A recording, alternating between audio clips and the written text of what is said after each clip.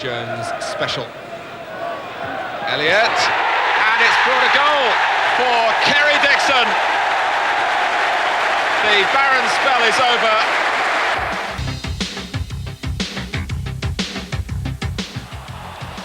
Leeds won the game when they were down to 10 men. Chris Fairclough getting sent off for a bit of an argy-bargy with Mark Ward. Now, first of all, the tackle, well, it was a bit impetuous, but he followed it up with a clip round the ear. Now you put the two together, red card, early bath. Everton had enjoyed the better chances, but with 3 minutes to go, Leeds retained their top of the table spot with a fabulous goal. It's all a bit scrappy until Rod Wallace pirouetted and sent a laser beam of a volley into the corner.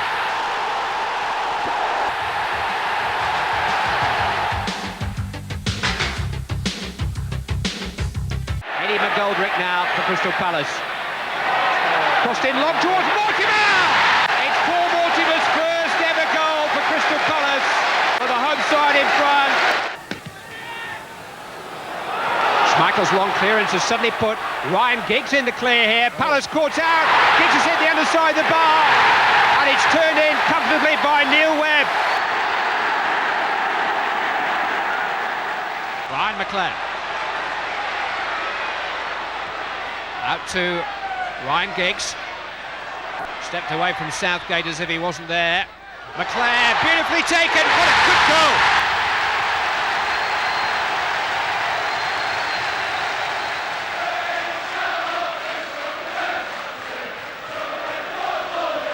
Giggs touched on for Dennis Irwin getting forward into the clear here. Possibilities for Manchester United. McClare might fall for Kanchelskis. It's 3-1.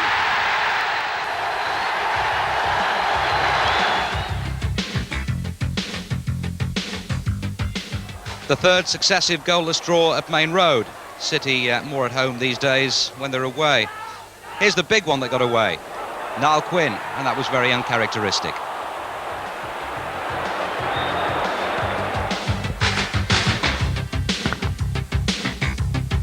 This was Wednesday's sixth attempt to win a match during the month just gone. David Hurst biding his time before picking out the American international John Harkes, while the West Ham defence was taking a time-out. West Ham equalised with 10 minutes to go. George Paris to Mike Small to Tim Breaker, who played so well on the match a couple of weeks ago. Then with 5 minutes to go in the footballing month of November, Wednesday got the result they'd been looking for. Hurst setting it up right-footed for Nigel Jemson.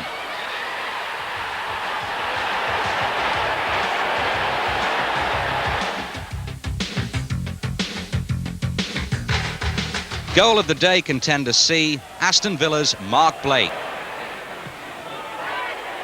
Interesting story, actually. Blake was initially left out to accommodate Gary Parker, but when Tony Daly went down with a tummy bug an hour before the match, Blake found himself back in. Anyway, Sean Teal handling there just before half-time. Graham Sharp, described by Joe Royle as a model professional this week, with a model penalty. Villa back in front with a vintage header by Cyril Regis.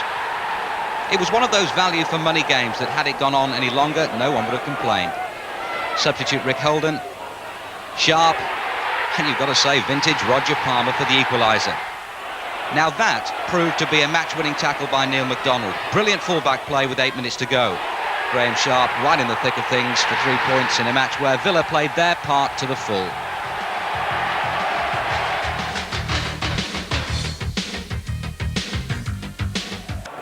Brett takes the free kick. Best of clearances. Here's Molby, and he tries one! Jan Molby with a screamer. The free kick came invitingly back to him, but who would try it from there? Molby did, and what a result. McManaman, still McManaman, good skills, deflected shot, Molby, great save, and Houghton 2-0.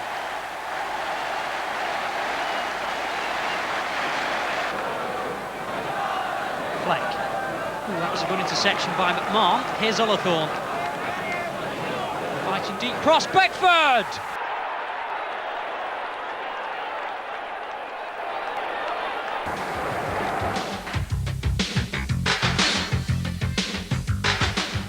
After 5 straight defeats, Coventry got their act together. Don Howe's first game as their new coach.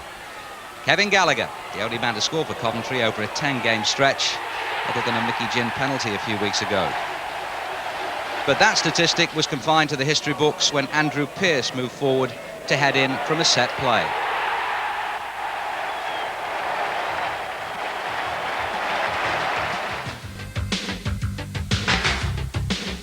Rangers had also lost their previous 5, and County had lost 5 of the preceding 6.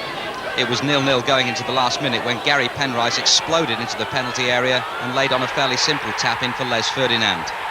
QPR were overjoyed.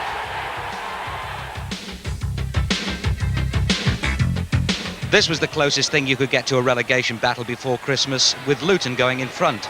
Only their 3rd away goal of the season. Paul Telfer's rising shot, his first in the league. But they had to settle for a point, their 4th out of the last 30 available. Paul Beasley's header, Ian Bryson's touch, equalising for Sheffield United with only 2 minutes to go. Luton still firmly rooted at the bottom.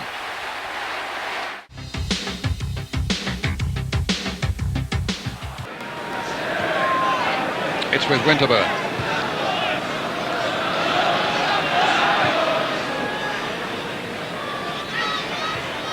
Ferguson, Hillier playing it in.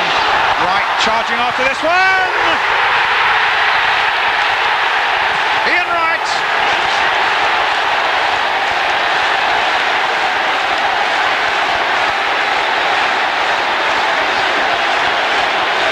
Injured in doing so, and Winterburn is also injured. But a lovely ball played in by David Hillier.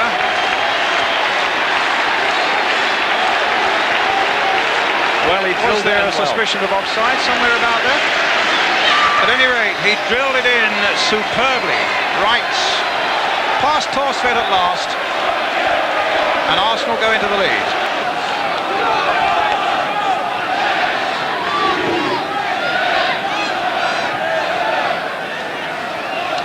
Limpar. What a ball! Beautiful ball for Campbell. Can he finish it off? A brilliant goal! What a superb second goal, Kevin Campbell. The architect, though, the little Swede in the number 14 shirt, Anders Limpar with a ball of pure magic in the path of the big striker. It's a delightful ball, wasn't it? But again, you see Arsenal got a little bit of run of the ball there, and big Kevin buried it in the corner. They got the break there when the ball hit the Tottenham defender, but that was a peach of a ball played. It's not often you see Limpar play an early ball, but that was a lovely one. And there they got the little break, and bang. So Wright the first goal, Campbell second goal. Arsenal 2 up now.